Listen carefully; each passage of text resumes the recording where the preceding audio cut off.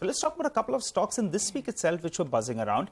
IFGL Refractories, well, the company received an approval to set up a new manufacturing facility for continuous casting refractories.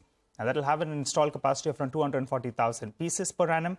To understand more about this and the reason that the markets are quite excited, you pull up a last 1 week chart, you'll see that the markets are excited because of this capacity expansion, and also there was a promoter settlement that came about. Kamal Sarda, the Director and CEO at IFGL Refractories, joins us on the show.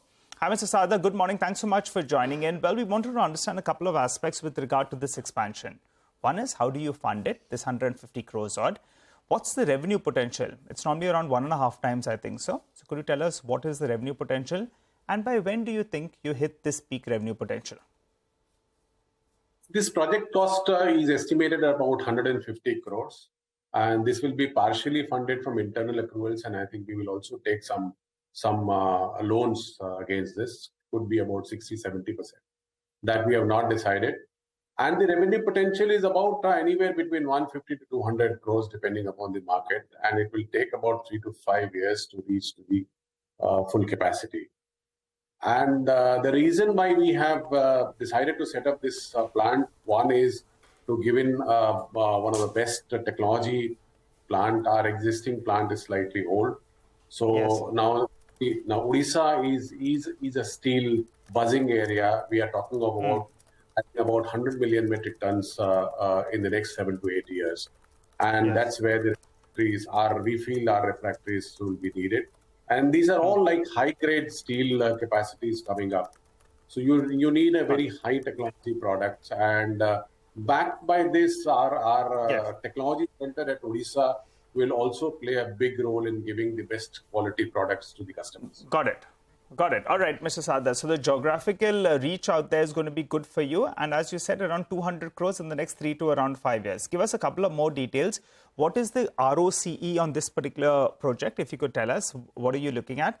And also, since you're saying, they're talking a lot about higher value, better value products, is this margin accretive? And I ask this because your margins have been improving. So what could be the rough margins on this particular capacity that you're setting up? So this product range is because it's a high-tech product, definitely the margins will be higher. And we are talking of roughly around 15 to 20% ROCE. And with this, this definitely will help us improving our overall margins of the company. Okay, 15 to 20% ROCE, got that. Can you tell us, in terms of the future for this particular project, is it largely for the domestic market? Are you looking at the export market in a big way? And if yes, can you just elaborate on that? No, this project is primarily for the domestic market, as we are this plant in Odisha, and which will be closer to all the steel new capacities coming up in Odisha. And for the export, we already have a plant in Kandla.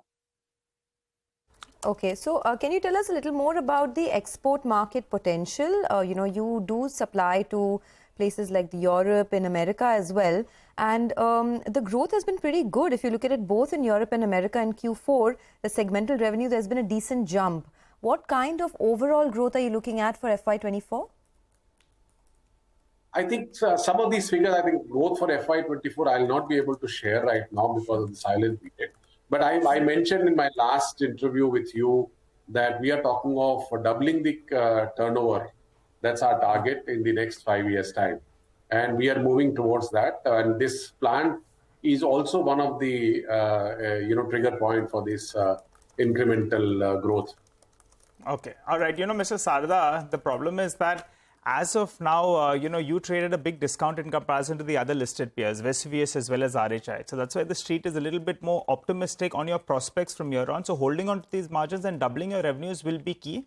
We don't have too much brokerage coverage, but we have a smaller brokerage, that's Monarch, that has said it's a potential re-rating candidate.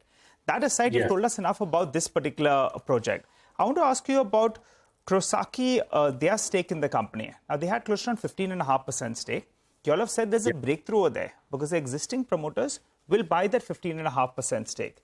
Is there any kind of technology, technical support that you all used to get from this particular entity that was a promoter entity earlier? And when them going out of the picture, do you lose anything or is everything as normal?